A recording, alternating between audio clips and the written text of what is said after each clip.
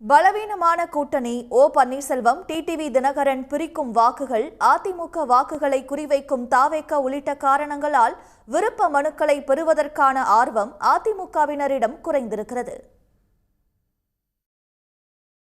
சட்டப்பேரவை தேர்தலை முன்னிட்டு அதிமுக சார்பில் விருப்ப மனுக்களை பெறும் நடவடிக்கை கடந்த 15ஆம் தேதி தொடங்கியது.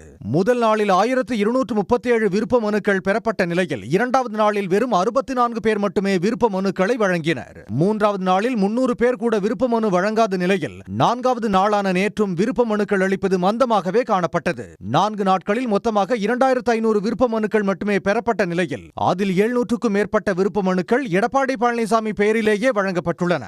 அதிமுகவின் கோட்டை என கூறப்படும் மேற்கு மண்டலம், தென் மாவட்டங்களில் முன்னாள் அமைச்சர்கள், மாவட்ட செயலாளர்கள் போட்டியிடும் தொகுதிகளை தவிர்த்து மற்ற தொகுதிகளுக்கு விருப்ப மனுக்கள் வழங்குவதில் மந்த நிலையே காணப்படுகிறது.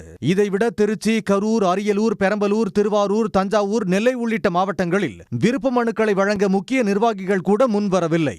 பாஜக மற்றும் தமாக மட்டுமே கூட்டணியை உறுதி செய்துள்ளதும், தென் மாவட்டங்களில் அதிமுக வாக்குகளை ஓ பன்னீர்செல்வமும் டிடிவி தினகரனும் பிரிப்பார்கள் என்பதும், தாவேக தலைவர் விஜய் அதிமுக வாக்குகளை குறிவைப்பதும் அக்கட்சியினரிடையே சோர்வை ஏற்படுத்தியுள்ளதாக கூறப்படுகிறது.